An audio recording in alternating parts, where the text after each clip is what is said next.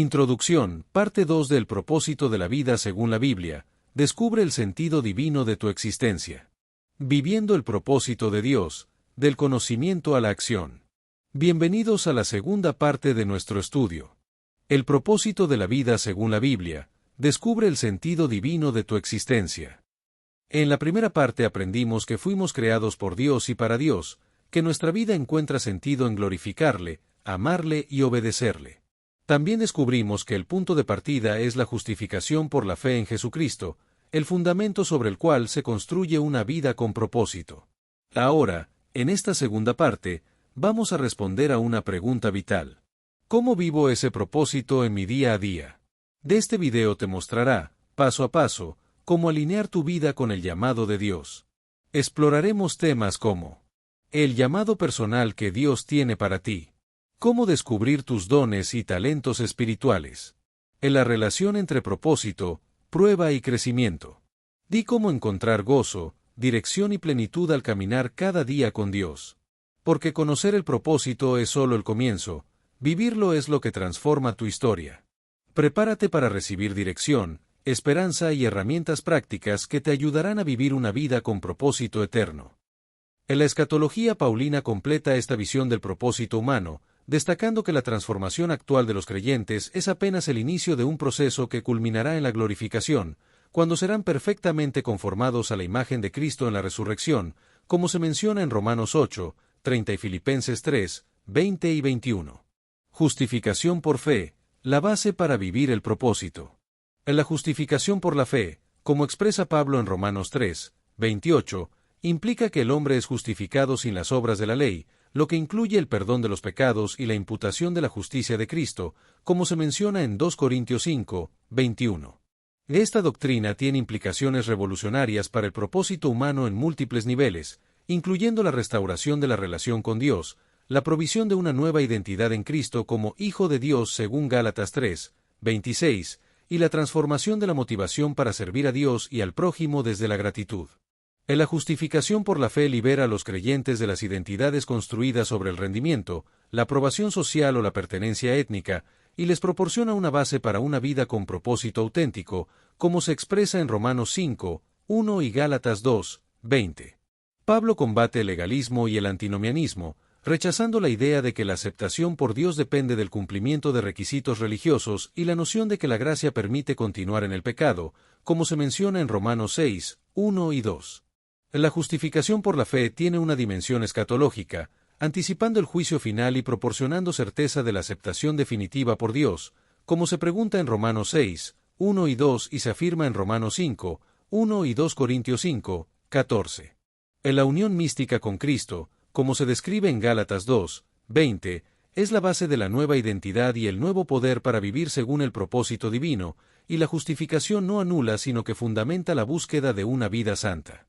En la justificación por la fe establecida en Romanos 8, 33 libera al creyente del temor al juicio y le permite vivir según el propósito divino, sabiendo que su aceptación final no depende de su desempeño imperfecto, sino de la obra perfecta de Cristo. Santificación, el crecimiento hacia el propósito. En la santificación es el proceso continuo mediante el cual la nueva realidad de la justificación se va manifestando progresivamente en la vida cotidiana, y se refiere a la transformación progresiva del creyente en semejanza a Cristo. En la palabra santificación deriva del término griego agiasmos, que significa literalmente hacer santo o separar para Dios, y en el uso bíblico, la santidad no es principalmente un concepto moral, sino relacional, implicando ser apartado de lo común para pertenecer exclusivamente a Dios. En la santificación presenta una paradoja que recorre todo el Nuevo Testamento, ya que es simultáneamente obra soberana de Dios y responsabilidad activa del creyente, como se afirma en Filipenses 2, 13 y Filipenses 2, 12. En la santificación tiene tres dimensiones temporales complementarias, una santificación posicional o definitiva que ocurre en el momento de la conversión, una santificación progresiva que se desarrolla a lo largo de toda la vida, y una santificación perfecta o completa que se realizará en la glorificación. Del agente principal de la santificación es el Espíritu Santo, a quien Pablo llama específicamente Espíritu de Santidad en Romanos 1, 4, y es quien produce internamente la transformación del carácter, generando el fruto del Espíritu mencionado en Gálatas 5, 22 y 23. El Espíritu Santo no obra mágicamente ni prescindiendo de la participación consciente del creyente, sino que requiere que el creyente permanezca en la vid verdadera mencionada en Juan 15, 1 al 5, para producir el fruto del Espíritu. La santificación es un proceso que implica prácticas concretas como la meditación en las Escrituras, la oración constante, la participación activa en la comunidad de fe, la confesión regular de pecados, la práctica de disciplinas espirituales y la obediencia deliberada a los mandamientos conocidos, con el objetivo de mortificar el viejo hombre y sus deseos pecaminosos, como se menciona en Colosenses 3, 5. La santificación también implica el revestirse del nuevo hombre, creado según Dios en la justicia y santidad de la verdad, como se menciona en Efesios 4, 24, lo que consiste en cultivar activamente las virtudes cristianas y desarrollar hábitos de pensamiento, sentimiento y acción que reflejen el carácter de Cristo, como la misericordia, la benignidad, la humildad, la mansedumbre y la paciencia, según Colosenses 3, 12 al 14. Dones espirituales, diversidad para un propósito común.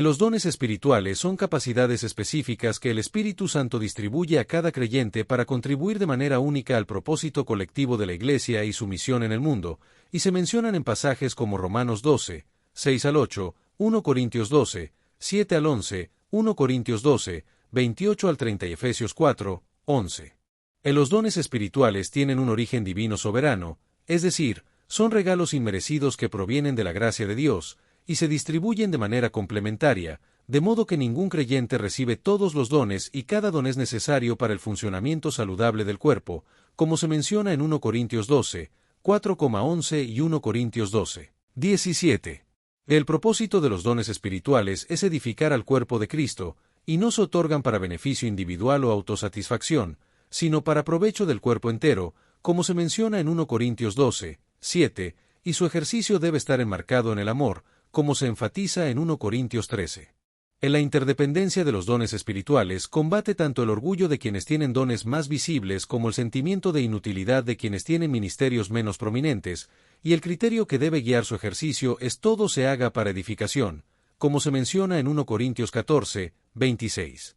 Los dones espirituales desempeñan un papel crucial en la comprensión del propósito humano según la perspectiva bíblica, demostrando que este propósito es inherentemente diverso pero unificado, y que se realiza a través de una diversidad armoniosa de funciones y ministerios. El propósito humano es intrínsecamente relacional y comunitario, ya que nadie puede cumplir su propósito aisladamente, y cada persona depende de los dones de las demás para su propio crecimiento espiritual, como se menciona en 1 Corintios 12, 21, donde se dice ningún miembro puede decir al otro, no te necesito.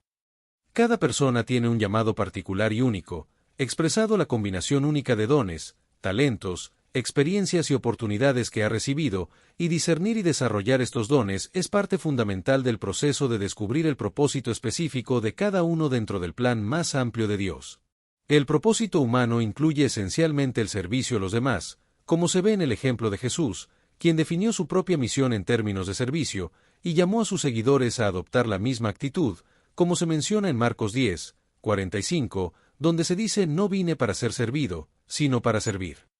La Iglesia, el cuerpo donde se vive el propósito. En la comunidad cristiana, o el cuerpo de Cristo, es el contexto primario donde el propósito divino se realiza colectivamente, y donde cada miembro descubre y desarrolla su propósito personal, como se describe en 1 Corintios 12, Romanos 12 y Efesios 4. Donde la Iglesia es presentada como un organismo vivo donde cada miembro tiene una función distinta pero igualmente necesaria para la salud del conjunto.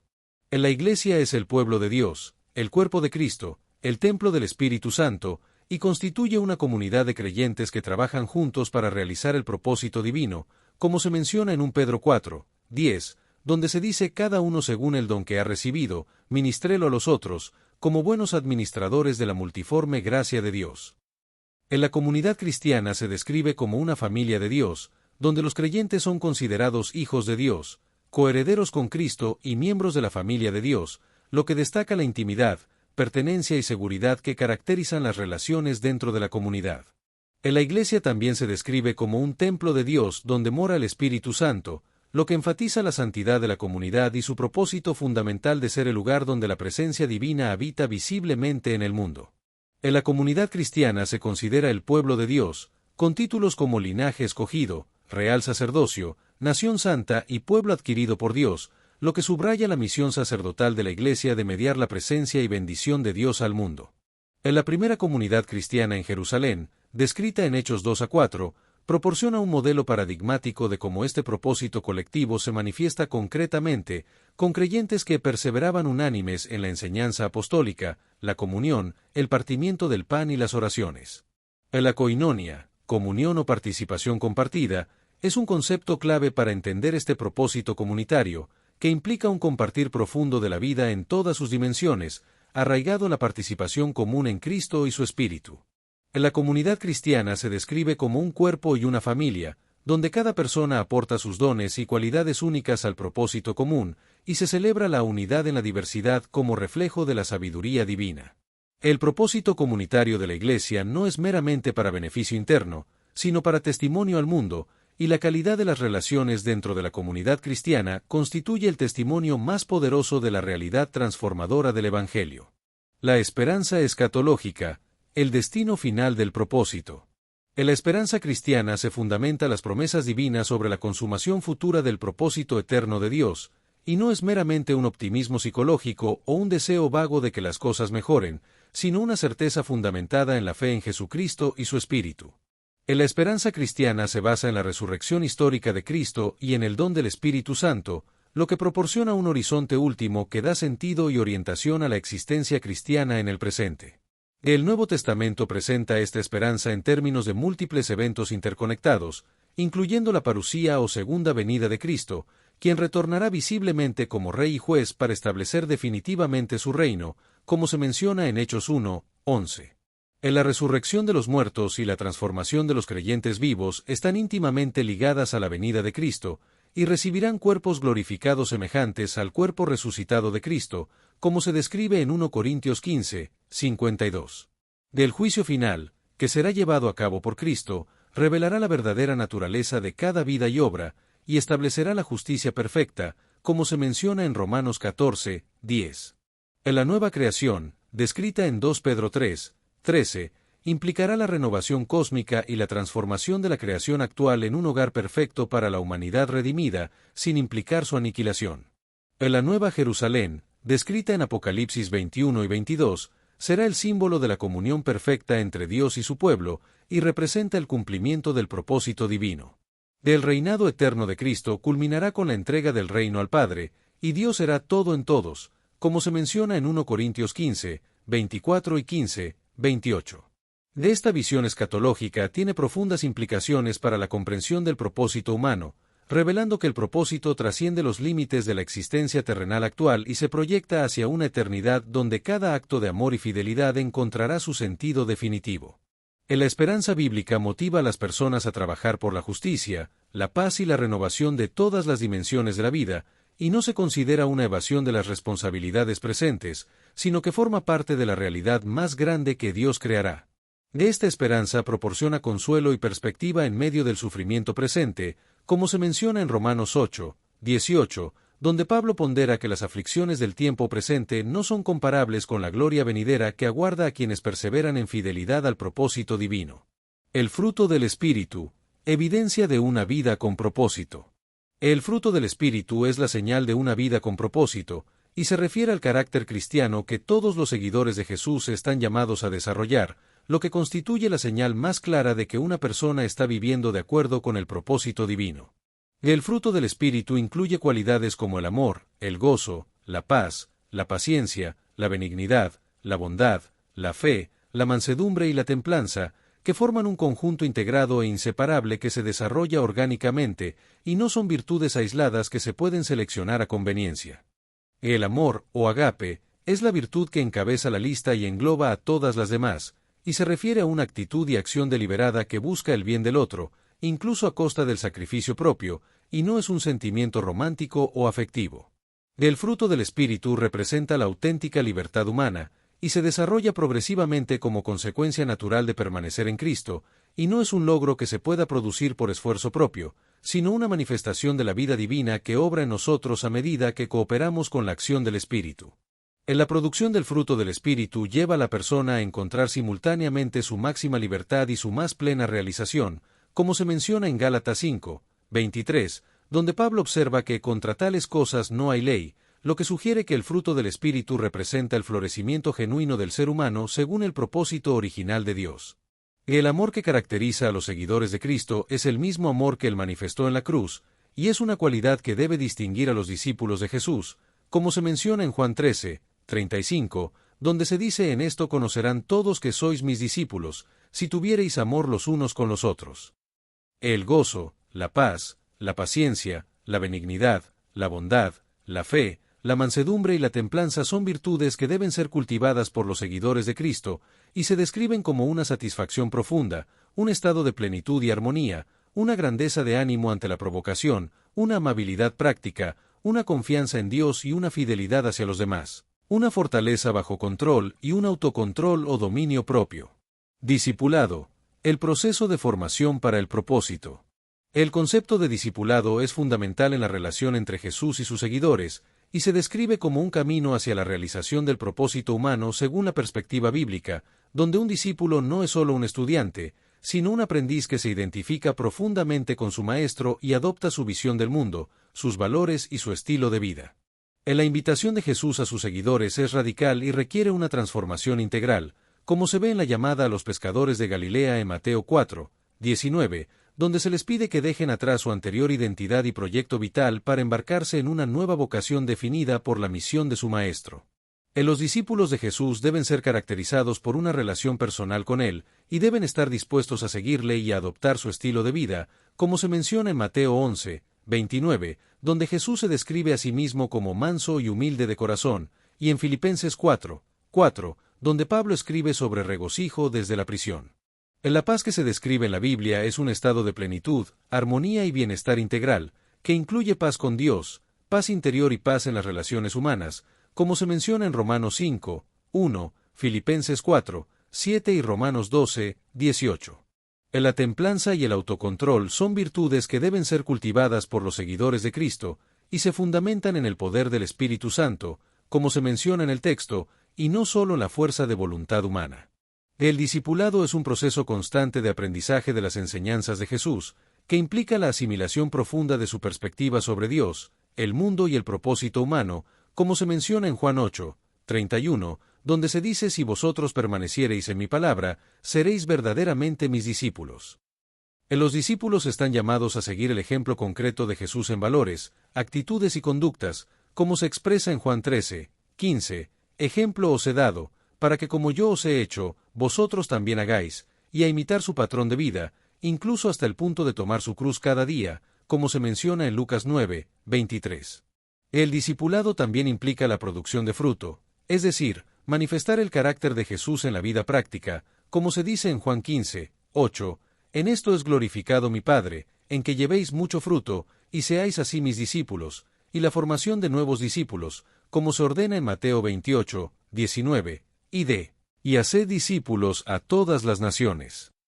El discipulado se desarrolla en el contexto de una comunidad, como lo hizo Jesús con sus discípulos, y su objetivo último es la transformación integral de la persona a imagen de Cristo, como expresa Pablo en Gálatas 4, 19, hijitos míos, por quienes vuelvo a sufrir dolores de parto, hasta que Cristo sea formado en vosotros.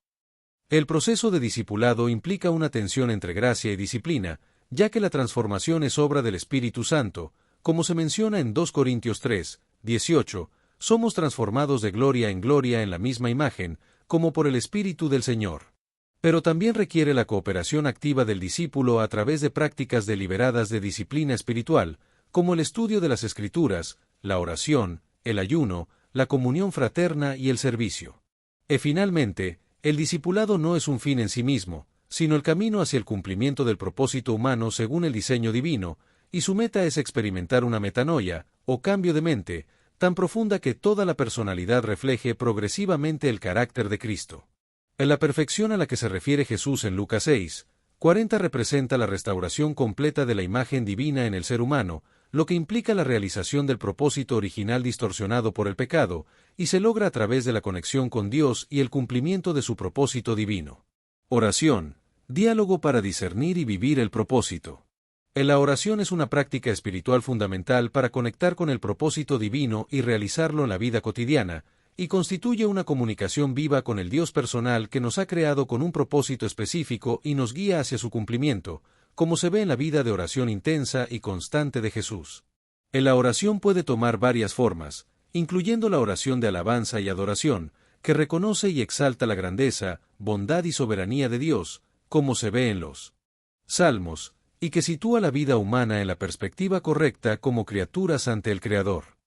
Otra forma de oración es la oración de confesión y arrepentimiento, que reconoce humildemente los pecados que distorsionan y obstaculizan la realización del propósito divino en nuestra vida, como se ve en el Salmo 51, y que busca restauración y perdón. En la oración de petición e intercesión presenta necesidades personales y de otros ante Dios, reconociendo nuestra dependencia total de su provisión y su interés por cada aspecto de nuestra vida, como se ve en la enseñanza de Jesús en Mateo 6, 11, y nos ayuda a trascender el egocentrismo y participar en el propósito divino para las vidas de otros. Finalmente, la oración de acción de gracias expresa gratitud por las bendiciones y provisiones recibidas, reconociendo que toda buena dádiva y todo don perfecto desciende de lo alto, como se ve en Santiago 1, 17, y cultiva la conciencia de la bondad y fidelidad de Dios, generando confianza en su guía hacia el cumplimiento de nuestro propósito. La oración, como se ejemplifica en el Padre Nuestro dado por Jesús en Mateo 6, 9 al 13, es un patrón que conecta profundamente con el propósito divino, comenzando con la adoración y el reconocimiento de la santidad de Dios, y avanzando hacia el deseo de que su reino venga y su voluntad se haga en la tierra. La oración establece claramente la prioridad de buscar la gloria de Dios y la realización de su propósito, y luego nuestras necesidades personales en el marco de esa voluntad soberana, y nos conecta con Dios, con nuestro verdadero yo y con nuestro propósito. En la quietud de la oración contemplativa, podemos escuchar la voz suave y apacible que nos revela quiénes somos realmente y para qué hemos sido creados, como expresa el salmista en Salmo 46, 10, «Estad quietos, y conoced que yo soy Dios». La oración también es crucial para el discernimiento, ya que nos permite tomar decisiones importantes que nos acerquen a nuestro propósito divino, y como dice Pablo en Romanos 12, 2, transformaos por medio de la renovación de vuestro entendimiento, para que comprobéis cuál sea la buena voluntad de Dios, agradable y perfecta. La palabra de Dios, guía para entender el propósito. El estudio de la palabra de Dios es fundamental para entender nuestro propósito, ya que la Biblia es una lámpara a nuestros pies y lumbrera a nuestro camino que orienta a los creyentes en el descubrimiento y realización de su propósito, como se expresa en Salmos 119, 105. Las Escrituras revelan el carácter de Dios, su naturaleza, atributos, valores y propósitos, y nos proporcionan una guía para vivir nuestra vida hacia el propósito divino, como se describe en Salmo 19, 7 y 8, la ley de Jehová es perfecta, que convierte el alma, el testimonio de Jehová es fiel, que hace sabio al sencillo. En la perseverancia en la oración, como enseñó Jesús en Lucas 18, 1, sobre la necesidad de orar siempre, y no desmayar, nos capacita para mantenernos fieles a nuestro propósito incluso cuando los resultados no son inmediatamente visibles o cuando enfrentamos resistencia de circunstancias adversas o personas hostiles. El conocimiento de Dios es fundamental para entender el propósito humano, ya que los seres humanos han sido creados a su imagen y para reflejar su carácter, como se resume en la frase «Sed santos, porque yo soy santo», 1 Pedro 1, 16. A través de narrativas biográficas, las Escrituras presentan modelos de personas que descubrieron y vivieron su propósito divino, como Abraham y Pablo, quienes inspiran y orientan la búsqueda de propósito de los creyentes. En la instrucción moral proporcionada por los mandamientos, preceptos y principios éticos de las Escrituras ofrece el marco moral dentro del cual se debe desarrollar el propósito humano, como expresa el salmista en Salmos 119, 104. En la esperanza escatológica proporcionada por las promesas y visiones sobre el futuro establecimiento del reino de Dios en plenitud da sentido a las luchas y sacrificios del presente y motiva la fidelidad al propósito divino, incluso cuando implica sufrimiento temporal. Jesús mismo subrayó la centralidad de las Escrituras para discernir y vivir según el propósito divino, citando constantemente los textos del Antiguo Testamento como autoridad definitiva y afirmando que no solo de pan vivirá el hombre, sino de toda palabra que sale de la boca de Dios. Mateo 4, 4. El estudio efectivo de las Escrituras como brújula para el propósito implica varios niveles de compromiso, incluyendo una lectura regular y sistemática, un estudio más profundo y analítico, meditación y aplicación, y requiere la participación de la comunidad de fe para proporcionar corrección, amplitud y profundidad adicionales. La comunidad de fe juega un papel crucial en el proceso de estudio, como se ve en los primeros cristianos que perseveraban en la doctrina de los apóstoles, Hechos 2, 42, como comunidad, y el estudio de las Escrituras debe conducir a la obediencia para ser realmente efectivo como guía hacia el propósito, como advierte Santiago en Santiago 1, 22. Servicio, manifestación práctica del propósito. El propósito humano según la Biblia se realiza no primariamente en la búsqueda de la propia satisfacción o desarrollo, sino en el servicio desinteresado a los demás, como lo articuló Jesús cuando lavó los pies de sus discípulos y declaró: «Ejemplo os he dado, para que como yo os he hecho, vosotros también hagáis». El servicio cristiano se dirige a las necesidades físicas básicas, como alimentar al hambriento, dar de beber al sediento, vestir al desnudo, cuidar al enfermo y visitar al preso, y Jesús identifica estas acciones misericordiosas con el servicio a él mismo. El servicio también aborda necesidades emocionales y psicológicas, como consuelo en la aflicción, ánimo en el desaliento y compañía en la soledad, y Pablo instruye a sobrellevar los unos las cargas de los otros y cumplir así la ley de Cristo. Del nivel más profundo de servicio atiende necesidades espirituales, como compartir el Evangelio con quienes no conocen a Cristo, enseñar la palabra a los creyentes, discipular a los nuevos conversos y aconsejar a los confundidos, y este servicio espiritual tiene consecuencias eternas. El servicio como expresión del propósito humano se fundamenta teológicamente en el carácter de Dios mismo, quien se revela como un Dios que sirve a sus criaturas, y en el autodespojo divino de Cristo, quien se despojó voluntariamente para servir a la humanidad. El servicio restaura la relación correcta con los bienes materiales y las capacidades personales, reconociéndolos no como posesiones para uso egoísta, sino como recursos confiados por Dios para administración fiel, y establece el paradigma para una humanidad que alcanza su propósito no en la autoafirmación sino en la autodonación.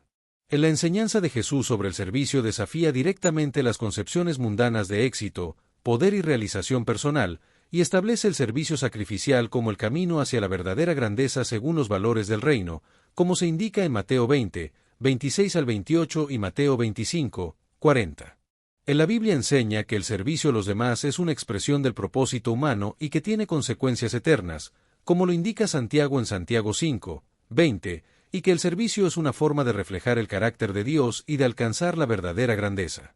En la parábola de los talentos, mencionada en Mateo 25, 14 al 30, ilustra el principio de mayordomía, donde todo lo que somos y tenemos debe ser invertido en servicio al Maestro y a sus propósitos, como se resume en la frase de gracia recibisteis, dad de gracia en Mateo 10, 8. El servicio restaura relaciones humanas distorsionadas por el pecado, estableciendo un modelo alternativo de relación basada en el respeto a la dignidad inherente de cada persona como imagen de Dios, y anticipa la comunidad redimida donde cada miembro existe para el bien de los demás, como se menciona en 1 Corintios 12, 25 y 26. El servicio a los demás proporciona el contexto donde los dones y talentos específicos de cada persona encuentran su expresión más plena y significativa, ya que los dones espirituales son otorgados para provecho de todo el cuerpo, como se establece en 1 Corintios 12, 7. Matrimonio y familia, esferas para realizar el propósito. El matrimonio es una institución fundamental establecida por Dios desde el principio de la creación,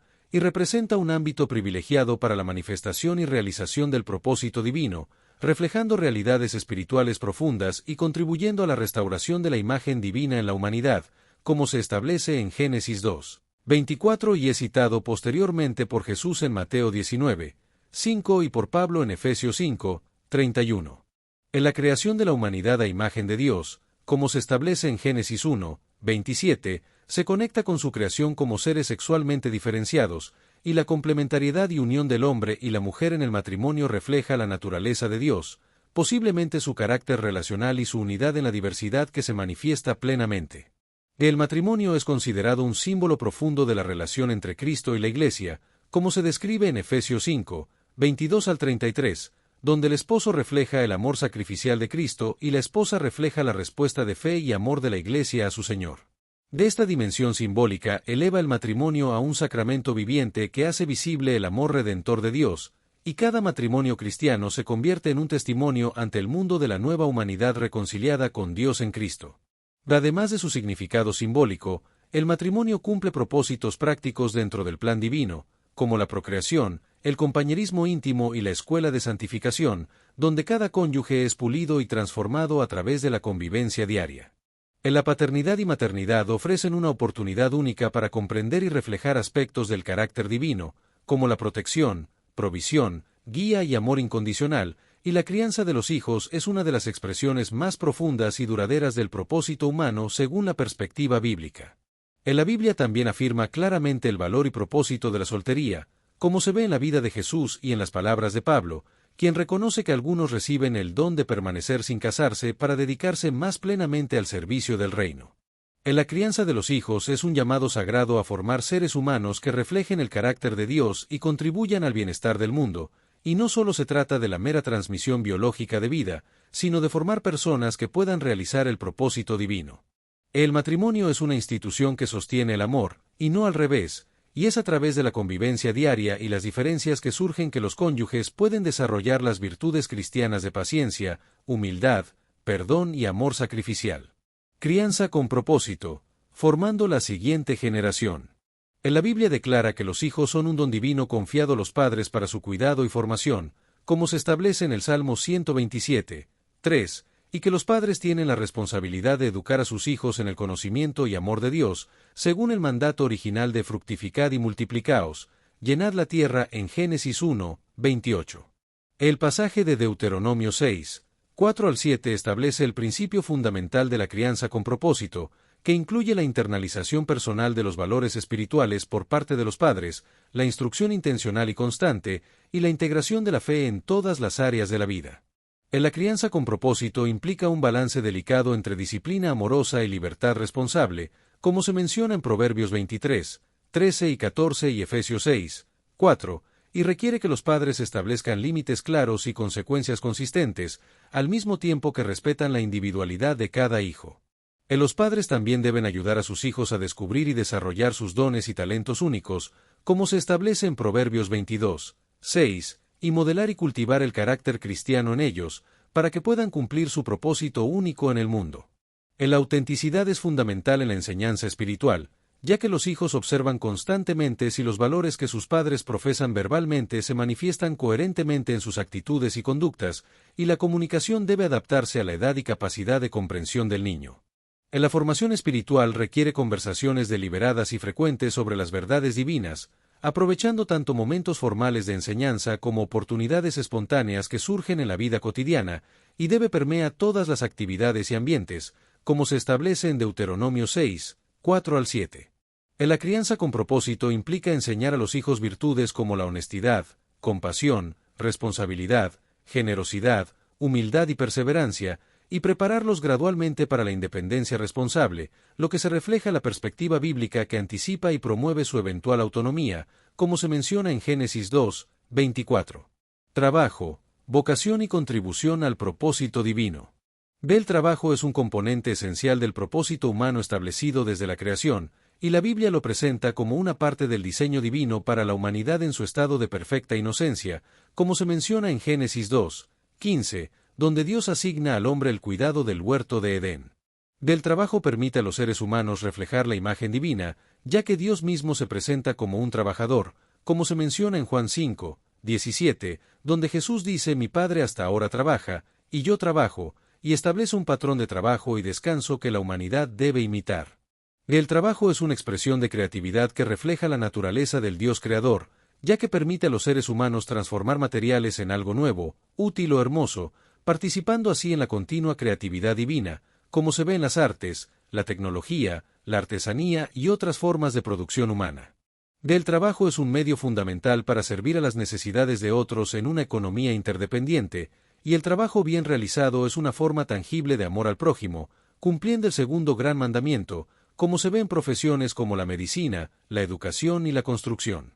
A través del trabajo, los seres humanos desarrollan y perfeccionan sus capacidades, adquieren nuevas habilidades y conocimientos, y forjan un carácter marcado por virtudes como la diligencia, perseverancia, honestidad e integridad, lo que forma la persona tanto como la persona forma su trabajo. El trabajo colaborativo construye relaciones y forma comunidades de propósito compartido, uniéndolas en empresas comunes que trascienden la capacidad individual, como se ve en la familia trabajando junta en una granja o en complejas organizaciones modernas. La caída introdujo aspectos de fatiga, frustración y futilidad en el trabajo, como se menciona en Génesis 3, 17 al 19, pero no eliminó el propósito fundamental del trabajo, sino que lo hizo más arduo y menos satisfactorio. El Nuevo Testamento, a través de las palabras de Pablo en 2 Tesalonicenses 3, 10 y 1 Timoteo 6, 10, reafirma la dignidad del trabajo y rechaza tanto la ociosidad como la idolatría laboral, estableciendo un principio contundente sobre la importancia del trabajo.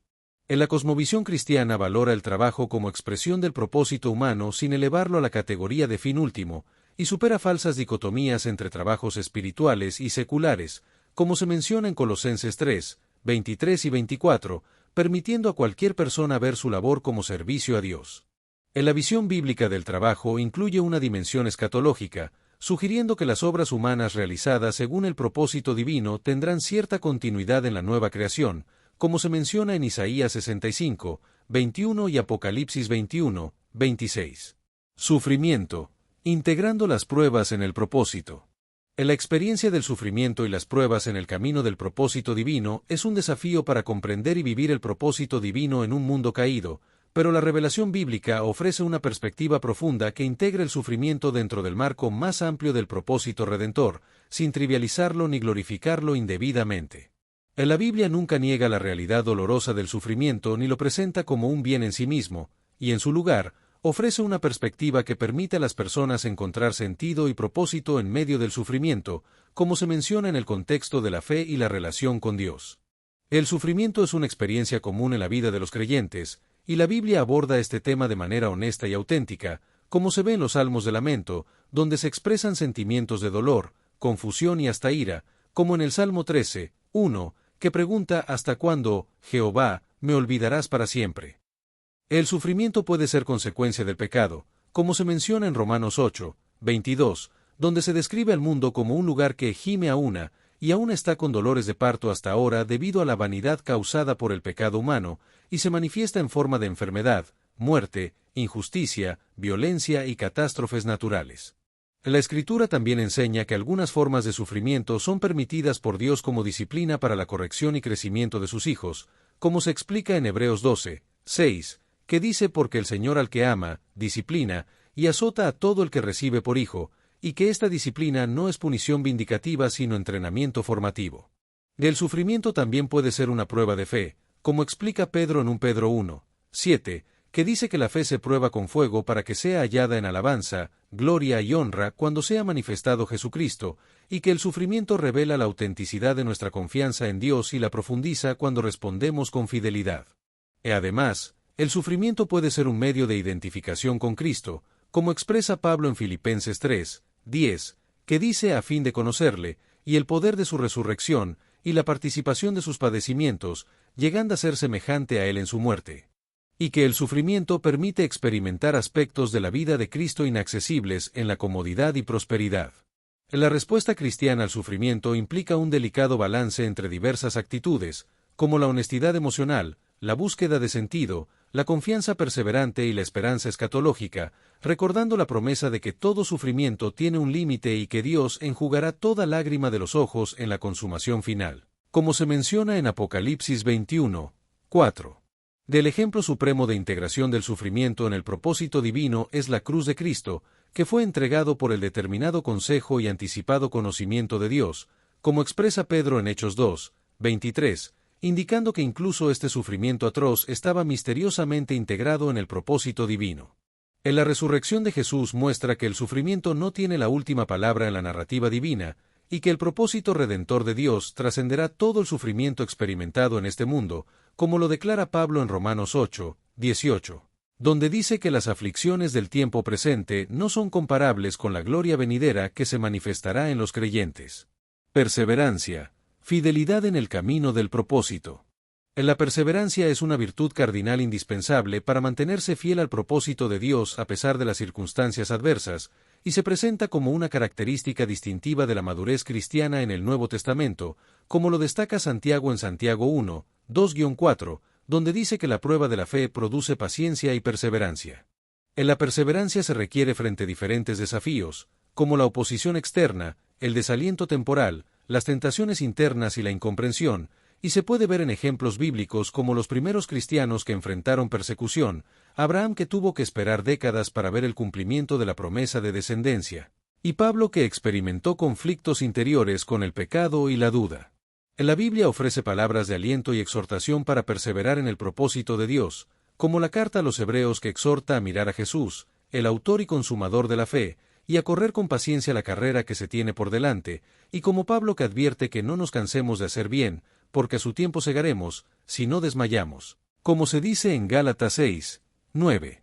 La perseverancia no es mera resistencia pasiva, sino fortaleza activa que permite al creyente mantenerse enfocado en su propósito a pesar de las presiones externas e internas que intentan desviarlo, y se puede lograr mediante la fe y la confianza en la victoria de Cristo, como lo concluye Pablo en Romanos 7, 14 al 25.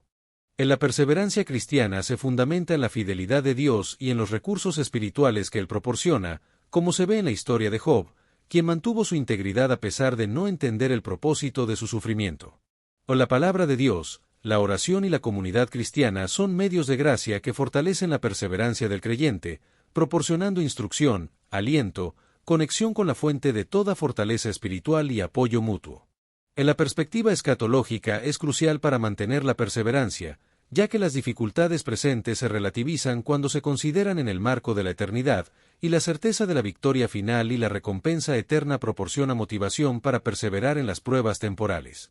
La perseverancia no es solo un medio para alcanzar el propósito divino, sino que es en sí misma parte de ese propósito, ya que a través de la perseverancia y las dificultades, el carácter de Cristo se forma en el creyente, y el proceso mismo de perseverar transforma al creyente, conformándolo más plenamente a la imagen de Cristo. Comunión con Dios, el fin último del propósito humano. El propósito fundamental de la existencia humana es la comunión con Dios, como se manifiesta en la revelación bíblica, desde la creación hasta la nueva creación, y el ser humano es creado para una relación íntima y transformadora con su Creador, como se establece en el relato de la creación en Génesis, donde el ser humano es formado a imagen y semejanza de Dios. La comunión con Dios es el centro del propósito humano, y constituye el núcleo del propósito humano y el fundamento de todas sus otras expresiones, como se ve en la enseñanza de Pablo, quien asegura a los filipenses que Dios perfeccionará la buena obra que comenzó en ellos, y en la enseñanza de Romanos, que establece que la tribulación produce paciencia, y la paciencia, prueba, y la prueba, esperanza. En la relación de intimidad original entre Dios y la humanidad se simboliza en las caminatas de Dios con Adán y Eva en el huerto, y la expulsión del huerto representa la ruptura de esta comunión, que es más que un simple cambio de ubicación geográfica. En la representación de Cristo, también conocido como Emmanuel o Dios con nosotros, según Mateo 1, 23, representa la intervención suprema de Dios para restaurar la comunión perdida con la humanidad, y su muerte y resurrección abren el acceso a esta comunión restaurada.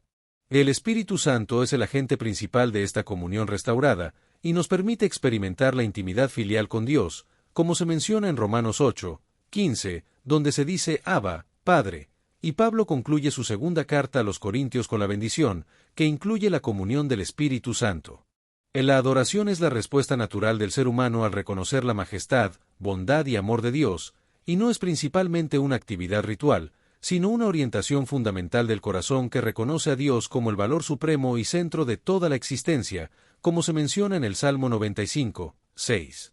La comunión implica comunicación bidireccional, donde hablamos a Dios en oración y escuchamos su voz principalmente a través de las Escrituras y la guía interior del Espíritu Santo, como se menciona en el Salmo 5, 3, y esta comunicación incluye confesión, gratitud, alabanza, lamento, intercesión y simple disfrute de la presencia divina.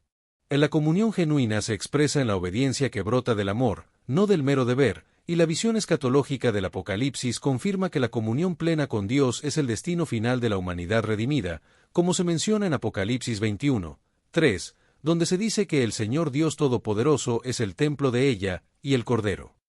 En la obediencia a los mandamientos de Jesús es una respuesta gozosa al amor divino, y no un legalismo servil, como se declara en Juan 14, 21, donde Jesús dice, «El que tiene mis mandamientos, y los guarda, ese es el que me ama».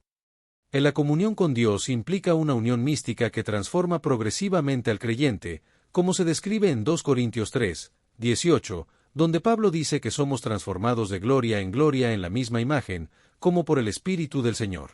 Las promesas divinas, ancla para el propósito. Las promesas de Dios son compromisos relacionales basados en su carácter inmutable, que revelan sus intenciones redentoras y motivan la respuesta fiel de su pueblo, y están respaldadas por su omnipotencia y su inmutabilidad, como se declara en Hebreos 6, 18.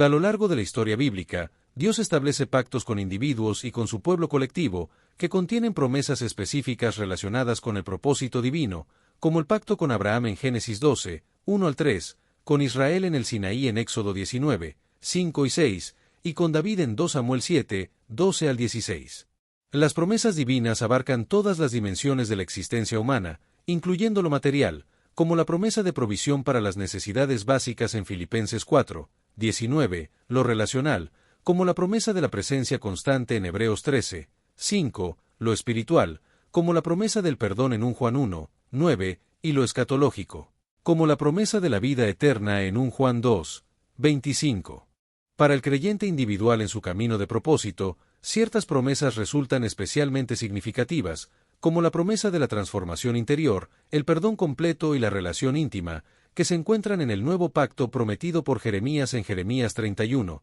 31 al 34 y establecido en la sangre de Cristo. En la promesa de guía divina, como se menciona en el Salmo 32, 8, ofrece dirección para las decisiones cruciales en la vida, mientras que la promesa de fortaleza, expresada en 2 Corintios 12, 9, proporciona apoyo en medio de las pruebas y desafíos que se presentan en la búsqueda del propósito. En la promesa de propósito redentor, tal como se establece en Romanos 8, 28, brinda perspectiva y consuelo en tiempos de confusión y aparente fracaso, recordando que todas las cosas pueden contribuir al bien para aquellos que aman a Dios. En la vida de fe se define como la orientación de toda la existencia en torno a las promesas divinas, incluso cuando su cumplimiento no es inmediatamente visible, y Abraham es presentado como un modelo de esta fe en promesas aparentemente imposibles, como se describe en Romanos 4, 18 al 21. La confianza radical en las promesas divinas permitió a Abraham mantener firme su propósito, incluso cuando las circunstancias parecían desafiar toda posibilidad de cumplimiento, y todas las promesas particulares de Dios encuentran su confirmación definitiva y su sí en Cristo, como afirma Pablo en 2 Corintios 1, 20. Jesucristo es simultáneamente el contenido central de las promesas divinas y la garantía de su cumplimiento, y quien se aferra a Cristo tiene ya en él la sustancia de todas las promesas de Dios, realizadas progresivamente en el tiempo presente y consumadas plenamente en la eternidad. La segunda venida de Cristo, culminación del propósito histórico. En la segunda venida de Cristo y la consumación del propósito divino para la humanidad y toda la creación representan el horizonte último que orienta toda la existencia cristiana, y el Nuevo Testamento presenta la segunda venida de Cristo como una certeza que los creyentes deben anticipar con vigilante esperanza, en la que Cristo retornará en poder y gloria como Rey y Juez universal. La segunda venida de Jesús es una promesa que se encuentra en la Biblia, como se menciona en Juan 14, 3, donde Jesús dice: «Vendré otra vez, y os tomaré a mí mismo, para que donde yo estoy, vosotros también estéis», y es confirmada por los ángeles en Hechos 1, 11. En la iglesia primitiva vivía en constante expectativa de este retorno, y su esperanza se resumía en la expresión aramea Maranata, que significa «Ven, Señor nuestro», como se menciona en 1 Corintios 16, 22.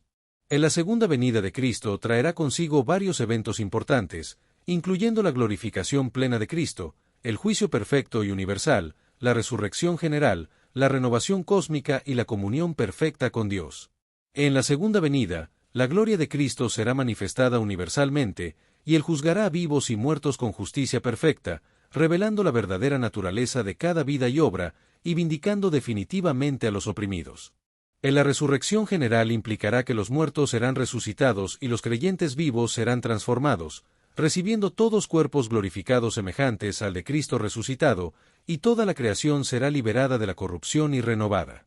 En la esperanza de la segunda venida tiene profundas implicaciones éticas para la vida presente del creyente, motivando la santidad personal y el compromiso activo con la justicia, como se menciona en 2 Pedro 3, 11. En la certeza del juicio venidero proporciona motivación para una vida de integridad y responsabilidad, mientras que la promesa de la nueva creación inspira el trabajo por la renovación de todas las dimensiones de la realidad actual. En la consumación del propósito divino en la parusía incluye la glorificación de los creyentes, la redención cósmica y la victoria definitiva sobre el mal en todas sus manifestaciones, como se menciona en 1 Juan 3, 2, Romanos 8, 21 y Apocalipsis 20, 14. En resumen, la segunda venida de Jesús es un evento que traerá consigo la realización plena del propósito original de Dios para la humanidad y la creación, y es una fuente de esperanza y motivación para los creyentes en su vida presente. En la instauración de la comunión perfecta entre Dios y su pueblo es el objetivo final,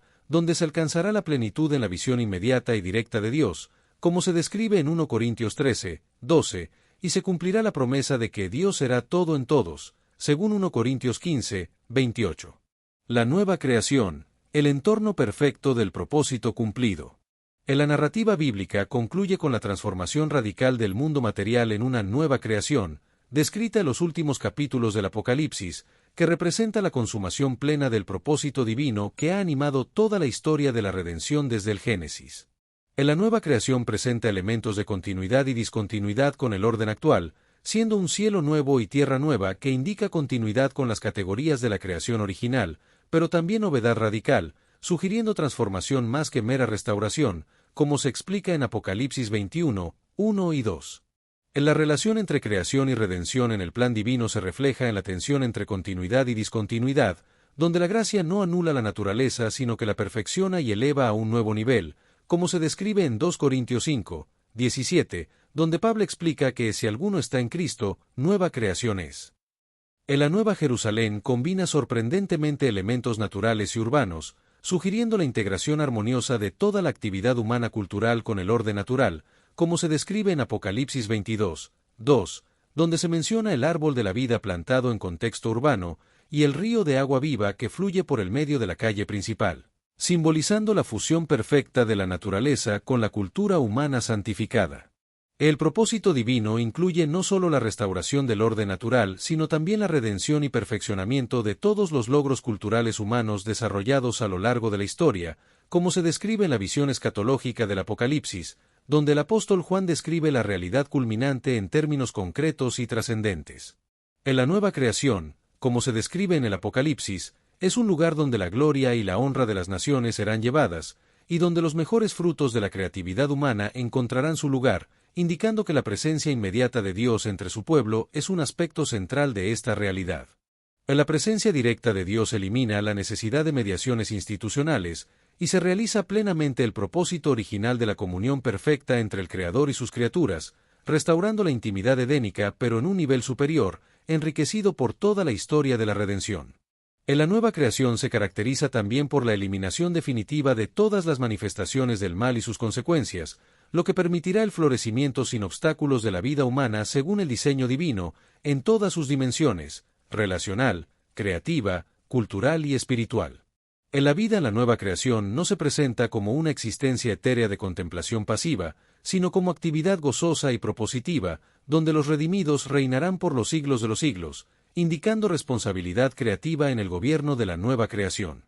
En las relaciones purificadas, las capacidades ampliadas, los placeres redimidos y las posibilidades inexploradas de creatividad humana se desarrollarán por toda la eternidad, siempre centradas en la gloria de Dios y en comunión perfecta con Él, como se menciona en el Apocalipsis. En la visión de la nueva creación establece la perspectiva última que da sentido a todos los esfuerzos presentes por vivir según el propósito divino, y, si encuentras en ti un deseo que ninguna experiencia en este mundo puede satisfacer, la explicación más probable es que fuiste creado para otro mundo.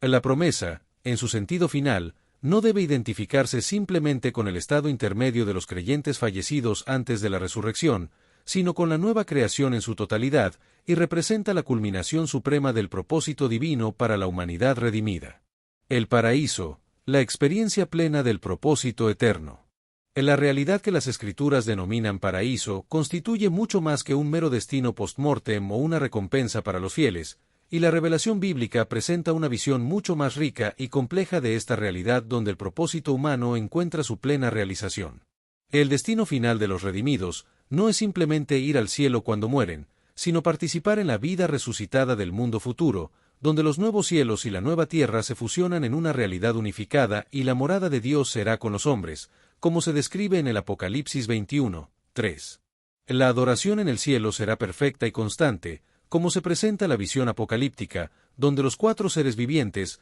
no cesaban día y noche de decir: Santo, Santo, Santo es el Señor Dios Todopoderoso, y esta adoración será una respuesta estática a la visión cada vez más profunda de la gloria divina.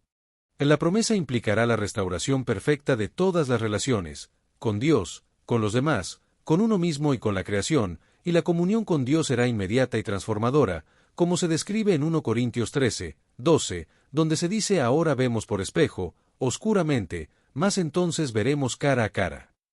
En la vida con la promesa será dinámica y llena de propósito, con una existencia de servicio creativo, como se sugiere en Apocalipsis 22, 3, donde se dice: sus siervos le servirán, y este servicio será gozoso y expresión de capacidades perfeccionadas, liberadas de todas las limitaciones terrenales. Un aspecto fundamental del cielo será la comprensión perfecta del propósito divino que ha guiado toda la historia humana y personal, y los enigmas, sufrimientos y aparentes contradicciones que ahora oscurecen este propósito serán iluminados en la luz de la sabiduría divina, como se describe en 1 Corintios 13, 12, donde se dice: entonces conoceré como fui conocido.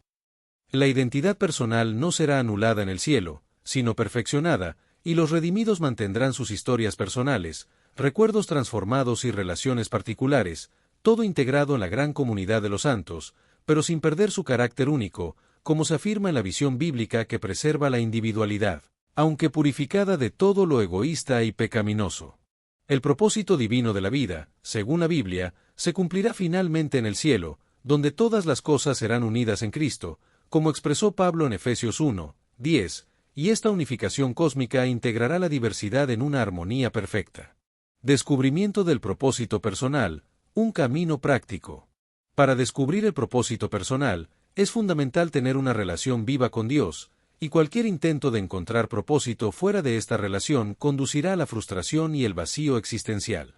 En la búsqueda del propósito personal debe comenzar con la rendición a Dios, expresada en la actitud de Samuel: habla, Señor, que tu siervo escucha, o en la pregunta transformadora de Pablo: ¿qué quieres que yo haga? El autoconocimiento bíblico es esencial, y consiste en examinar los dones, talentos naturales, pasiones y experiencias de vida a la luz de la palabra, lo que puede revelar áreas específicas de propósito. En la comunidad discerniente también juega un papel importante, ya que creyentes maduros pueden ver dones y potencialidades que uno mismo no reconoce, y la confirmación comunitaria es una salvaguarda contra el orgullo y la falsa humildad. En la experimentación responsable, probando diferentes áreas de ministerio y servicio, puede ayudar a descubrir dónde los dones producen mayor fruto y se experimenta mayor gozo y realización.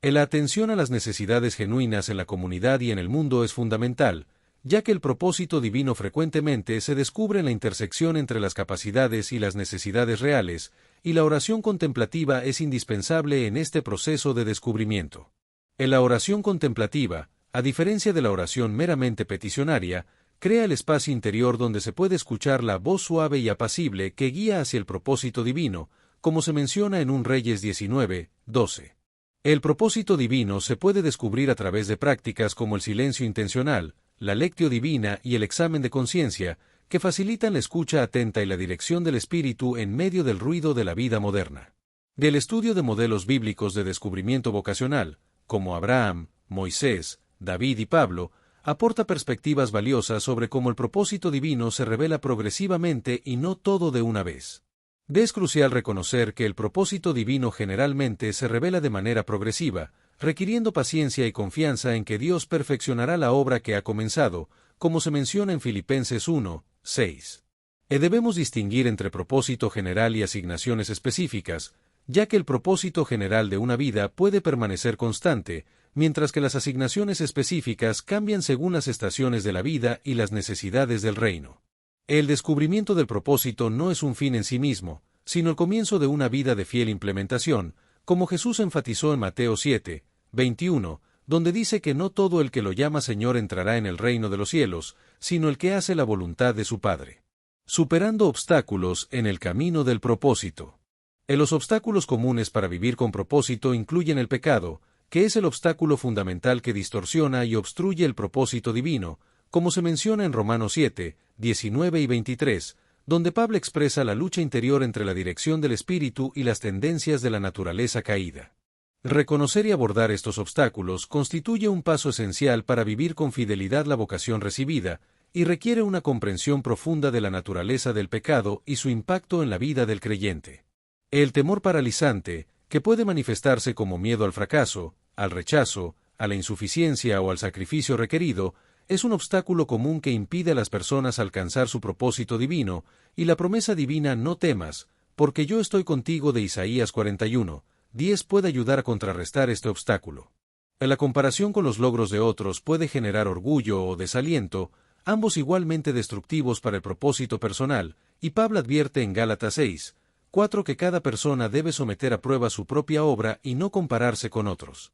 En las distracciones mundanas, como los afanes de este siglo y el engaño de las riquezas, pueden dispersar la energía y la atención necesarias para perseguir el propósito divino, y la simplicidad de vida y la disciplina de atención son virtudes esenciales en un mundo de estímulos constantes, como lo advirtió Jesús en Marcos 4:19. En la búsqueda de aprobación humana puede desviar a las personas de su propósito divino, especialmente cuando éste implica decisiones contracorriente o impopulares, y la libertad para seguir el llamado divino requiere la convicción expresada por Pablo en Gálatas 1:10 de que no se debe agradar a los hombres para ser siervo de Cristo.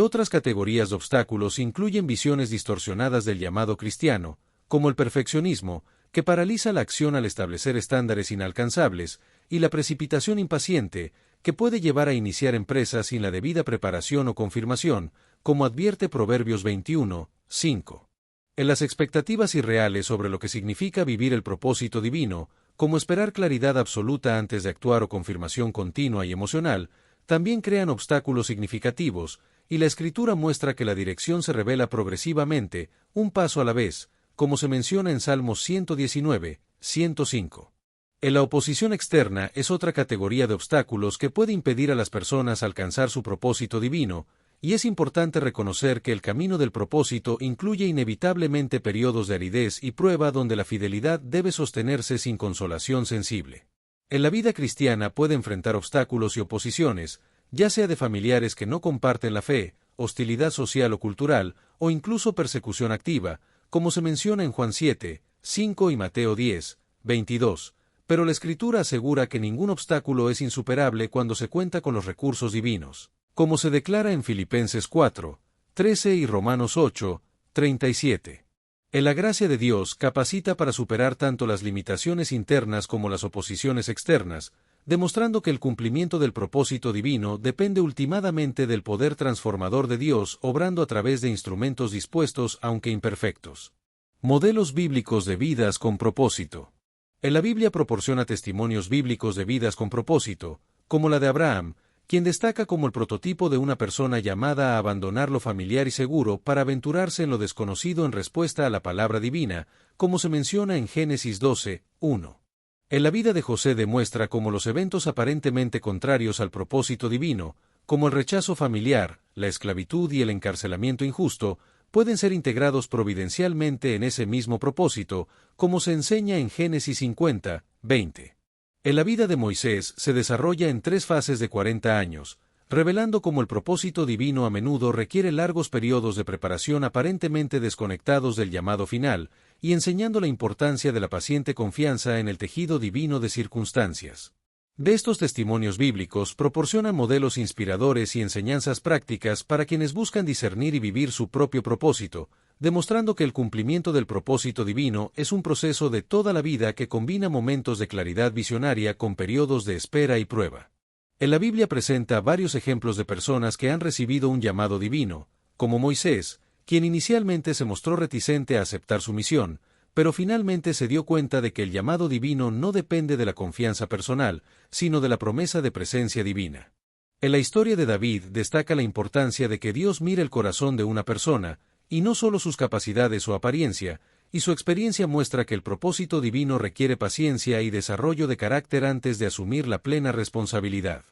En la vida de Esther ilustra cómo las circunstancias aparentemente seculares o problemáticas pueden ser vehículos para un propósito providencial más amplio, y su historia nos recuerda que la posición social, los talentos naturales y las oportunidades circunstanciales pueden ser indicios de un propósito divino específico. En la transformación de Pablo de perseguidor a apóstol es un ejemplo dramático de cómo Dios puede reorientar radicalmente una vida, y su testimonio muestra que el propósito divino se realiza no a pesar de nuestras debilidades, sino frecuentemente a través de ellas. Otras figuras bíblicas, como Bernabé, Dorcas y Onésimo, proporcionan lecciones valiosas sobre cómo encontrar el propósito en el ministerio, la caridad y el servicio a otros, y demuestran que el propósito divino se expresa en infinitas variaciones según los dones, circunstancias y oportunidades de cada persona. El propósito último de la vida es glorificar a Dios y disfrutar de Él para siempre, pero los caminos específicos para lograr esto son tan diversos como las personas mismas, como lo expresó Pablo en 1 Corintios 12, 5, destacando que hay diversidad de ministerios, pero el Señor es el mismo. Herramientas para el discernimiento del propósito. El descubrimiento y la clarificación del propósito divino no ocurren típicamente a través de revelaciones instantáneas o epifanías dramáticas, sino mediante un proceso intencional de discernimiento espiritual que puede incluir prácticas como la oración contemplativa, la lectio divina y la oración centrante. La oración contemplativa es fundamental para el discernimiento auténtico del propósito, ya que crea el espacio interior para escuchar la voz divina, como lo modeló Jesús al retirarse frecuentemente a lugares solitarios para comunión con el Padre, y esta práctica puede ser facilitada a través de métodos como la lectio divina y la oración centrante. Identificar y documentar los dones naturales, dones espirituales, experiencias formativas y pasiones profundas puede proporcionar pistas providenciales sobre el propósito divino, y es recomendable pedir a personas que conocen bien al individuo que compartan sus observaciones sobre las fortalezas y capacidades de esta persona. El retiro de silencio y soledad puede ser una herramienta valiosa para clarificar el propósito, ya que permite distanciarse temporalmente de responsabilidades y relaciones habituales y crear el espacio mental y espiritual necesario para percibir patrones y direcciones que suelen quedar ocultos en el ajetreo diario, como lo hizo Jesús al retirarse a lugares desiertos para clarificar su misión. Mantener un diario espiritual con discernimiento puede ayudar a revelar patrones que señalan hacia áreas específicas de propósito, y es importante prestar especial atención a aquellas actividades o temas que generan un sentido de fluir y fecundidad espiritual. La dirección espiritual y la comunidad discerniente son fundamentales para explorar abiertamente los cuestionamientos vocacionales, y buscar la guía de mentores espirituales maduros y establecer relaciones con una comunidad de fe puede proporcionar el apoyo y la orientación necesarios para descubrir el propósito divino. El propósito divino se puede discernir a través de la sabiduría colectiva del cuerpo de Cristo, que confirma, refina o cuestiona percepciones individuales que podrían estar distorsionadas por puntos ciegos personales. La examinación de conciencia, desarrollada por Ignacio de Loyola en sus ejercicios espirituales, es un método sistemático para discernir la voluntad de Dios, que implica revisar regularmente las experiencias recientes y prestar atención a los movimientos interiores de consolación y desolación. La meditación en modelos bíblicos y vidas de santos es otro ejercicio valioso para clarificar el propósito, ya que al contemplar cómo Dios llamó y utilizó a personas específicas, se pueden discernir patrones aplicables a la propia situación. La experimentación deliberada con diferentes formas de servicio y ministerio proporciona información invaluable sobre el propósito personal, ya que el propósito frecuentemente se clarifica a través de la acción, no meramente mediante reflexión teórica, como se apoya en Gálatas 6, 4, que dice someta cada uno a prueba su propia obra. El ayuno y otras formas de abnegación temporal también facilitan el discernimiento al liberar la mente y el espíritu de apegos que pueden obstaculizar la percepción clara del propósito divino, como se ve en el ejemplo de Jesús, quien comenzó su ministerio público después de 40 días de ayuno. Es importante recordar que todos estos ejercicios son medios, no fines, y que el propósito último es la comunión transformadora con Dios, no simplemente obtener una hoja de ruta para la vida, como se menciona en Hebreos 12, 1, que se refiere a la nube de testigos que nos inspira y nos instruye en los caminos del discernimiento vocacional. El propósito auténtico de la vida conduce a una persona más profundamente al corazón de Dios y al servicio de su reino, independientemente de la forma específica que tome la vocación particular de cada individuo, como expresó Santa Teresa de Ávila. Legado espiritual, el propósito que trasciende. En la perspectiva bíblica del propósito humano trasciende los límites de la existencia temporal, extendiendo su influencia a generaciones futuras a través de lo que se conoce como legado espiritual, que se refiere a la transmisión intencional de valores, fe, sabiduría y propósito. En la Biblia proporciona ejemplos de personas que vivieron conscientemente para un propósito que trascendía su tiempo de vida, como Abraham, Moisés, David y Pablo, quienes invirtieron en el futuro espiritual de las generaciones venideras. El legado espiritual opera en múltiples niveles, incluyendo el nivel familiar, donde implica transmitir la fe a hijos y nietos, el nivel comunitario, donde incluye inversión en el discipulado de nuevos creyentes y desarrollo de líderes emergentes, y el nivel cultural más amplio, donde implica dejar contribuciones duraderas a la civilización. Construir un legado espiritual significativo requiere intencionalidad y comienza con vivir conscientemente para propósitos que trascienden el beneficio o reconocimiento personal inmediato, y también requiere humildad para reconocer que muchos frutos del trabajo y testimonio madurarán solo después de la partida física. La intencionalidad y la humildad son principios clave para construir un legado espiritual, y se deben vivir como para el Señor, según Colosenses 3, 23, para que todo trabajo realizado tenga potencial de impacto generacional, como lo enseñó Jesús mediante la metáfora agrícola en Juan 4, 37. La perseverancia es esencial para lograr un legado duradero, como se menciona en Gálatas 6,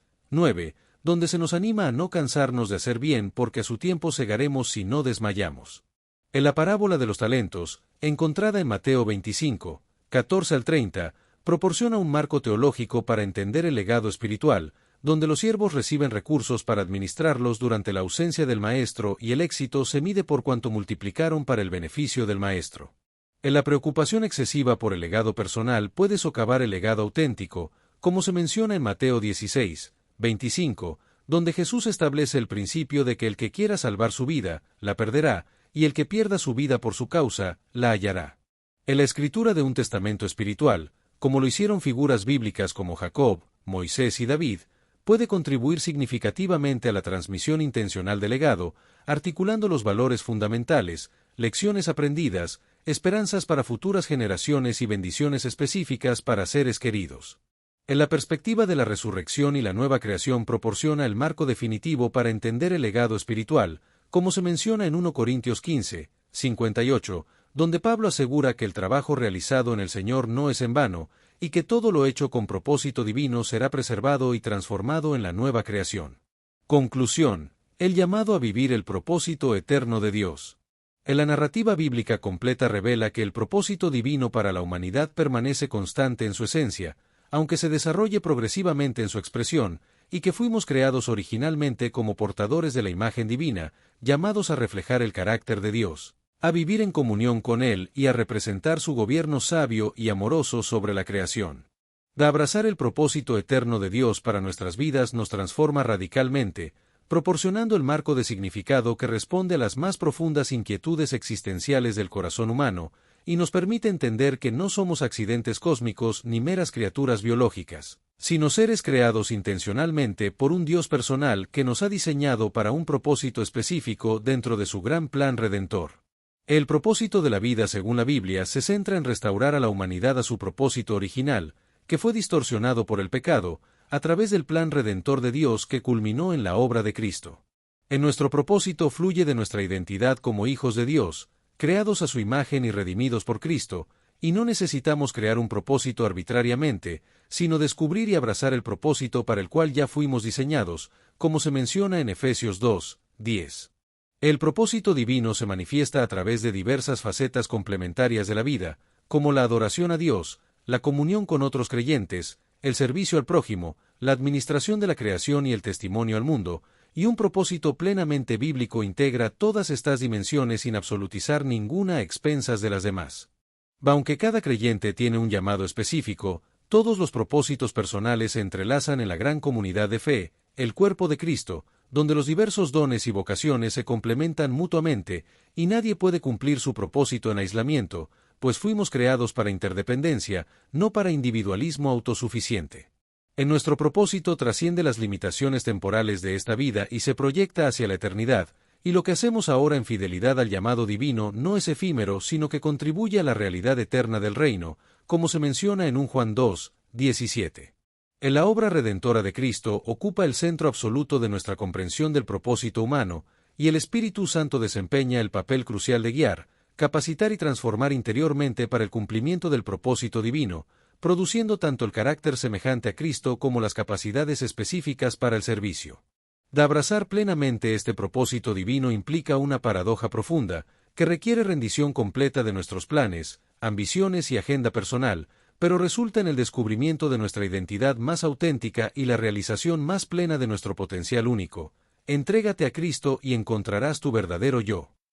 O la paradoja, pierde tu vida y la salvarás, refleja el patrón de muerte y resurrección que es fundamental en el Evangelio y proporciona una respuesta satisfactoria al anhelo humano de significado y trascendencia. Vivir según el propósito divino es la única forma de encontrar la paz y el gozo que sobrepasan todo entendimiento, como se menciona en Filipenses 4, 7, y que permanecen incluso en medio de dificultades. En las alternativas seculares, como la búsqueda de placer, la acumulación de posesiones, el logro de estatus y el ejercicio de poder, resultan insuficientes porque fueron diseñadas como medios y no como fines, y solo alineándonos con el propósito para el cual fuimos creados podemos encontrar la verdadera realización. Nos hiciste, Señor, para ti, y nuestro corazón está inquieto hasta que descanse en ti, lo que destaca la idea de que el corazón humano está diseñado para encontrar su descanso y paz en Dios. En última instancia, encontrar el propósito divino de la existencia y alinearse con él es la clave para encontrar la verdadera paz,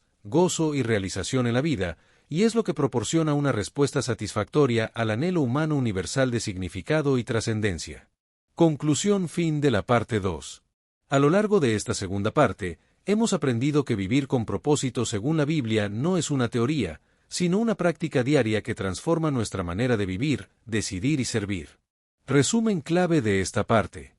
Dios tiene un llamado específico para cada persona, no fuiste creado sin razón. Descubrimos que los dones y talentos espirituales no son para nuestro beneficio personal, sino para servir al prójimo y glorificar a Dios.